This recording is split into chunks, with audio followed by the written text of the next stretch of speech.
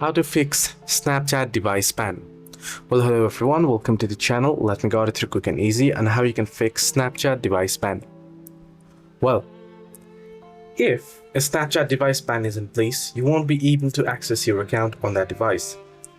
Now, Snapchat support can lift the ban and there are methods to bypass it. There are certain methods.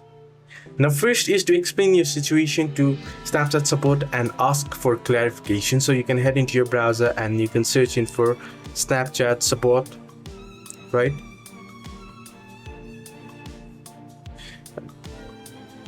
Sorry, here.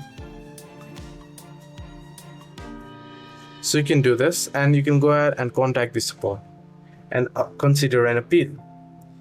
If you're concerned about compromised devices, you can manage which devices are logged into your account in Snapchat settings. Now, attempting to bypass a ban is going against the rules and could lead to further suspension.